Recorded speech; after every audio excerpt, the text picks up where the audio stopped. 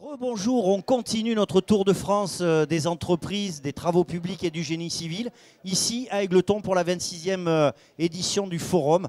On commence à se faire une idée assez précise parce que depuis ce matin, on reçoit les professionnels, bien sûr les professionnels des métiers, des travaux publics et du génie civil, mais aussi, on l'a vu tout à l'heure, un plateau avec des agences de travail temporaire qui nous ont expliqué comment faire pour participer efficacement à ce rapprochement entre l'offre et la demande.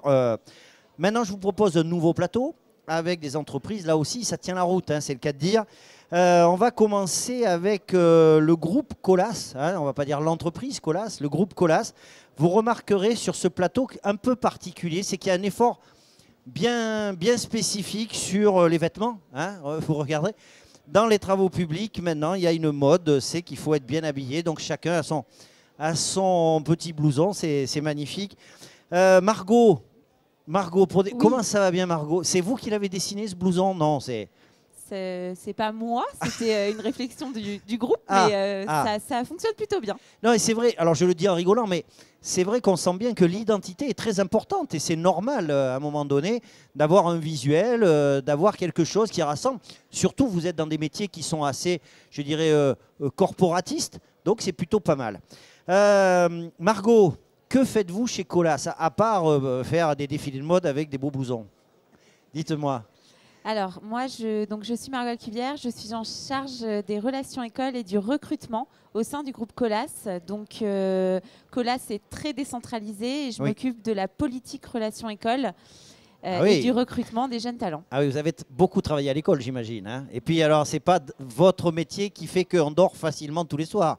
Ça doit être compliqué, non ? On essaie de bien dormir. Oui. Non, au final, c'est compliqué de recruter des jeunes et on a tout le temps besoin d'être en perpétuelle innovation et perpétuelle séduction parce qu'on a besoin de beaucoup de monde, comme ici à Égletons. Et c'est vrai qu'un groupe comme Colas doit se renouveler pour recruter les talents de demain. Alors justement, vous nous expliquerez tout à l'heure comment vous faites pour vous renouveler, pour sourcer, pour trouver tous ces gens. Xavier, vous travaillez donc avec Margot. Qu'est-ce que vous faites, vous, Xavier? Alors moi, je suis chez Colas Rail, donc une filiale de Colas, et je suis également donc chargé de recrutement pour les stagiaires alternants VIE, donc volontariat international, et je m'occupe des relations écoles aussi également comme Margot, mais moi côté Colas Rail. D'accord, très bien. Colas, en quelques mots, vous pouvez nous donner quelques chiffres peut-être, même, je ne demande pas ce que vous gagnez, mais en termes d'activité, on est bien d'accord. Donc Colas, qu'est-ce que c'est? C'est une filiale du groupe Bouygues, une des plus importantes. C'est un des leaders mondiaux en construction et entretien d'infrastructures de transport. Colas, c'est une présence dans plus de 50 pays. C'est 85 000 chantiers par an, 58 000 collaborateurs, 1800 stagiaires par an. Et c'est des activités diverses et variées comme évidemment tout ce qui est travaux routiers, mais pas que, matériaux avec nos propres carrières, Colas Rail avec le ferroviaire, SPAC avec les canalisations, Aximum avec la signalisation routière, mais aussi du génie civil, de la déconstruction et du bâtiment. Voilà, Colas, un géant que gère d'une main de maître Margot Alcubière. Ah non, pardon, non, travaille les RH. Allez, on va passer à Keller. Éric Robin, bonjour Éric. Bonjour. Comment ça va bien? Très bien. Bon, racontez-moi, vous faites quoi chez Keller? Alors moi, je suis ingénieur travaux principal. Oui. Je m'occupe de planifier toutes les machines et le personnel France. Donc dispatching chaque semaine. Je m'occupe également de tout ce qui est développement, de tout ce qui est fondation profonde, amélioration de sol lié au béton, en soutien technique. Et puis aussi tout ce qui est formation de ce personnel, donc foreur, chef de chantier. Voilà. D'accord. Donc là aussi, des semaines bien remplies, on a l'impression, très bien remplies. Keller, vous êtes spécialisé dans quel type d'activité? Alors c'est les fondations spéciales, donc c'est un groupe dont le siège est basé à Londres. On fait partie de la holding Europe, Moyen-Orient, Afrique. Et donc Keller, on appelle ça la business unit French Speaking Countries.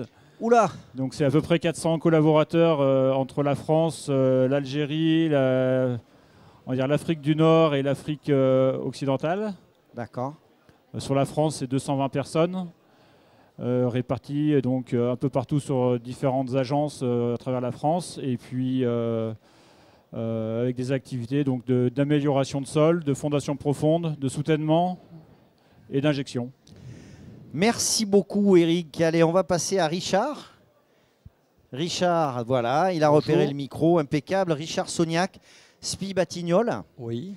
Racontez-moi un peu ce que vous y faites et qu'est-ce que c'est que ce moi, groupe. Je suis chez SPI Batignolles Fondation, puisqu'il y a une branche fondation. Je suis directeur travaux du service Pieux. Donc on fait des fondations profondes. Donc ça fait partie du groupe SPI Batignolles. SPI Batignolles, c'est plus de 2 milliards d'euros de chiffre d'affaires, avec des activités multiples et variées, du bâtiment, de l'énergie, du génie civil, des routes, du terrassement. Voilà, donc c'est à peu près 8000 salariés. D'accord. Merci beaucoup. Allez, on va terminer notre tour de table avec Catherine Gattier. Bonjour Catherine. Bonjour. Comment ça va bien? Ça va très bien, merci. Vous remarquerez que Catherine a un blouson différent, hein, bien sûr, de Colas et de SPI Batignolles. Et là, voilà, c'est la Fashion Week, je vous le disais. Ça vous va parfaitement bien. Roger Martin, c'est votre mari? Non, c'est pas. Non.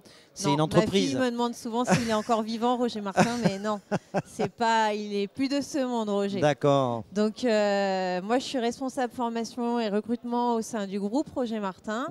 Donc le groupe Roger Martin aujourd'hui, il compte 1500 salariés. On a une implantation qui est quand même globalement plus concentrée sur l'est de la France pour descendre jusqu'au Cantal pour l'implantation la plus basse en France. En termes d'activité, on est clairement un groupe de BTP, donc avec une activité bâtiment, génie civil, VRD, terrassement, grands travaux, encore des grands travaux au sein du groupe Roger Martin. On a un domaine viticole qui s'appelle le domaine de la Pinte, donc j'aime bien le mentionner, même si ce n'est pas ce qui nous ramène notre plus gros chiffre d'affaires. C'est un goût particulier pour...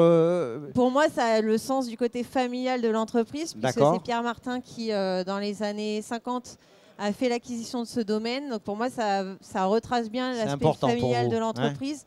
Ouais. Et voilà, aujourd'hui, c'est clairement les Martins qui dirigent le groupe. Donc c'est agréable pour moi de me dire que le domaine de la Pinte est représentatif de ça. Voilà. Bien. Catherine a une appétence particulière pour les domaines viticoles. Bon, écoute, c'est comme ça. C'est comme ça chez Roger Martin. Si vous êtes tous ici, alors là je vais vous laisser, hein, celui ou celle qui veut prendre le micro, c'est pas par hasard. Égletons aujourd'hui, hein, au moment où on parle, c'est le centre de la France en matière de travaux publics et de génie civil. Vous êtes venu chercher, j'imagine, des compétences, vous faire connaître. Qu'est-ce que le fait de participer à ce forum peut apporter à des entreprises comme les vôtres? Qui veut prendre la parole tout de suite? Keller veut, là, je sens. De toute façon, Keller est tellement costaud qu'on ne peut rien lui refuser. Hein. Moi, même si je ne voulais pas, je dirais oui quand même. Ouais. Keller est présent au salon depuis 2 ans. C'est la 2e année qu'on vient. Donc, pour l'instant, l'objectif est surtout de se faire connaître, puisque c'est un milieu assez spécifique, les fondations spéciales. L'objectif, c'est de se faire connaître auprès des jeunes conducteurs d'engins, puisque c'est la base. C'est ce dont vous avez besoin? C'est ce dont on a besoin. Après, on est obligé, quoi qu'il en soit, de passer par à nouveau une phase de formation, puisque les engins qu'on utilise, les fourreuses, sont très spécifiques. Et depuis cette année, avec la réforme des CACES, c'est encore plus on va dire, spécifié dans la formation. Ensuite, on est quand même intéressé aussi pour de la formation plus BTS, pour le recrutement des chefs de chantier. Au niveau IUT ou master pour l'encadrement de chantier.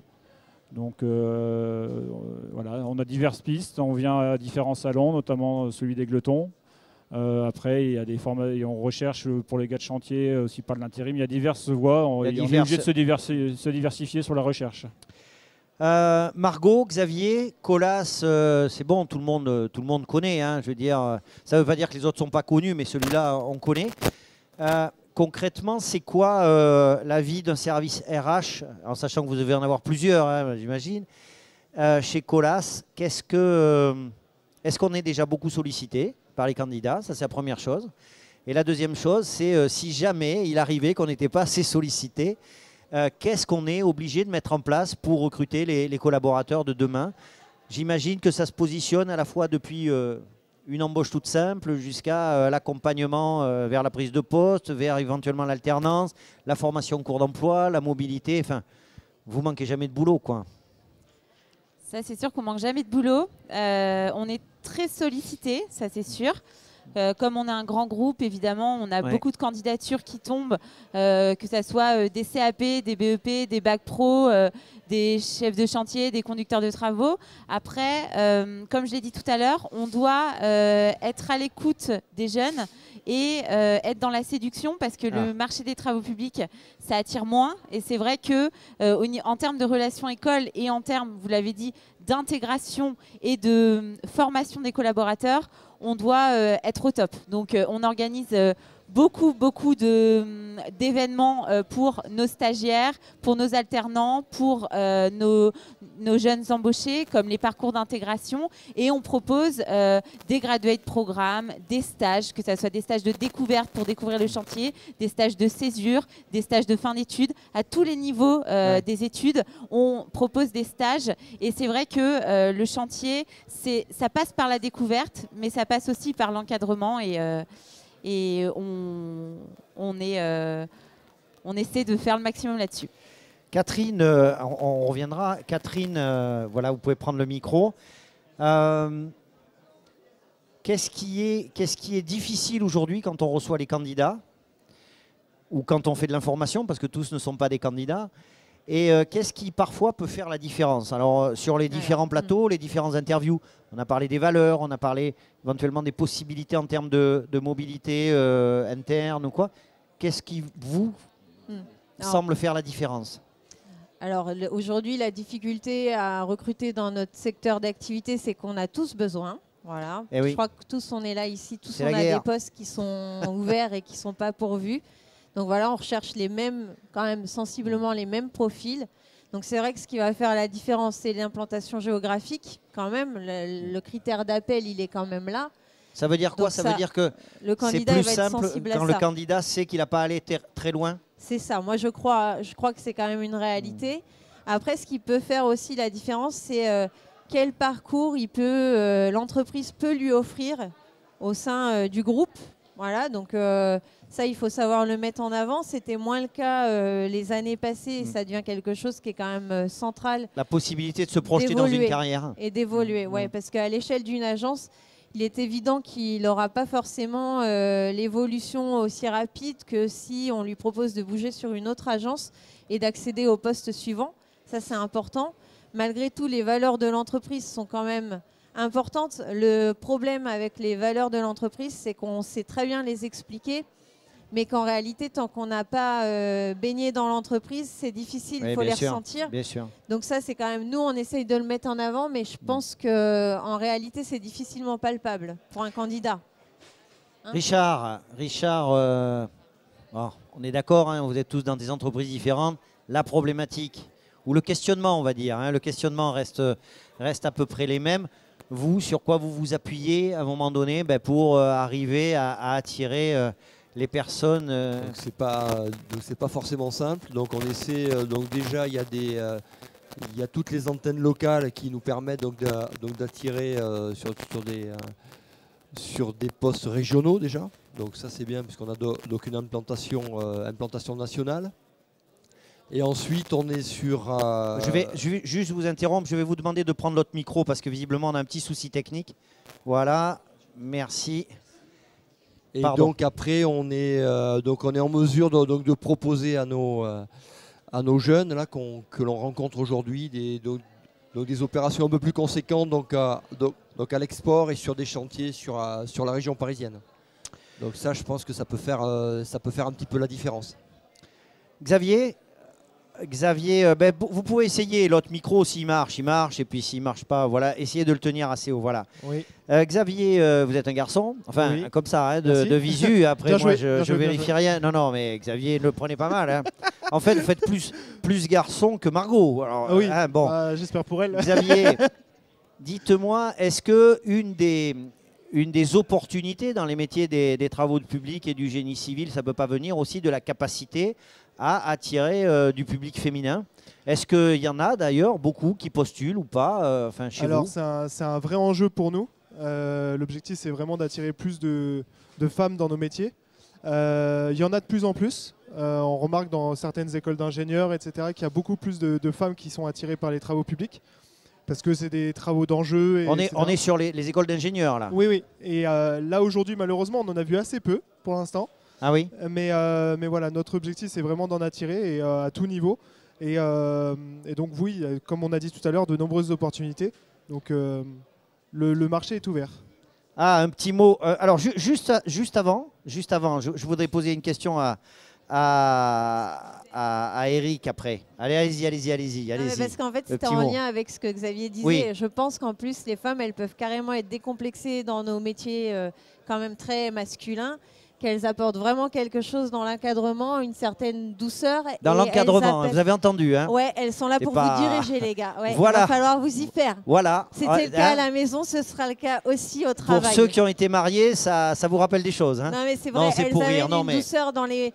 Un gars, il va moins s'emballer parce qu'en face de lui, il y aura une femme. Enfin voilà, ça contient tout le monde un petit peu et elles sont plus diplomatiques. L'idée, c'est d'abord la complémentarité. Chantier, hein. Parce qu'après, dans les on bureaux, est bien d'accord. on est plutôt présente. Eric, je vais vous donner le mot de la fin, hein, parce qu'on est arrivé au bout de ce tour de table. Effectivement, Xavier le disait, il y a pas mal de candidats, mais au niveau ingénieur. Est-ce qu'aujourd'hui, dans vos métiers, ou en tout cas dans ceux que vous connaissez, tous les degrés, tous les niveaux de postes sur le terrain sont accessibles ou non aux femmes? Alors j'imagine qu'il y a beaucoup de métiers qui ont évolué quant à la pénibilité, mais est-ce qu'on peut, il ne faut pas être non plus trop démago, est-ce qu'on peut avoir accès à tous les métiers des travaux publics quand on est une femme ou pas? Je pense que oui. Mais effectivement, à tous les niveaux, ça complexifie aussi la chose. Oui. Voilà. Après, je pense qu'il y a quand même déjà forcément moins de candidates pour tout ce qui est conduite d'engin. Oui. Donc forcément, c'est plus compliqué à recruter. On pourrait dire pourtant que c'est accessible. Hein. Il n'y a pas de... C'est accessible, il n'y a pas de critères. C'est-à-dire que, par contre, la minette qui postule, il faut qu'elle sache qu'il faut qu'elle envoie. La minette qui postule. On est d'accord, c'est pas moi qui l'ai dit. C'est moi qui le dis, donc tout va bien. Non, c'est pas Eric, on est d'accord. Je sais que pour avoir déjà côtoyé une femme chez nous en tant que conductrice de machine, effectivement, il faut qu'elle en envoie plus. D'accord. Mais j'ai eu l'occasion d'avoir des infos. Elle n'est plus chez nous actuellement, mais elle continue toujours en tant que foreuse. Donc il y en a qui veulent trouver leur place. Après, là où ça complexifie la tâche, souvent, c'est au niveau législatif. Oui. Puisque ça oblige au niveau des installations d'avoir ne serait-ce que juste des toilettes séparées. Des toilettes séparées, bien sûr. Je sais que nous, dans notre milieu, les installations se font et défont toutes les 2 semaines. Et donc à chaque fois, il faut avoir un double installation. Ça complexifie la tâche. Mais je pense qu'on y viendra au fur et à mesure. Hein. Alors Eric, la mauvaise nouvelle, c'est que j'avais prévu de vous donner le dernier mot, mais visiblement Catherine n'est pas d'accord. Donc Catherine a décidé de ne pas lâcher le micro. Donc je vous le dis, c'est l'entreprise Roger Martin. Donc, qui a un vignoble, hein, ils adorent aussi parler à la télévision. Catherine, allez-y. Je voulais juste dire qu'on a des femmes qui occupent des postes, on va dire, pas d'encadrement. Donc, on a des femmes qui conduisent des poids lourds, des engins. Donc, c'est possible, en fait. Je pense que c'est une histoire de volonté, simplement. Voilà. On va s'arrêter là. Merci beaucoup. En tout cas, c'était très intéressant. C'est le premier plateau où on a envisagé ce principe de mixité, hein, qui est important de toute façon, qui est peut-être et sans doute une partie de la réponse. Hein. Ce n'est pas toute la réponse aux difficultés de rapprochement entre l'offre et la demande. En tout cas, une fois de plus, je vous remercie beaucoup. C'est très agréable parce qu'on est dans quelque chose de très sérieux. Et à la fois, depuis ce matin, tout le monde a de l'humour. Donc ça, c'est plutôt sympa. Merci beaucoup, mesdames. Merci beaucoup, messieurs. Et à très bientôt. Merci.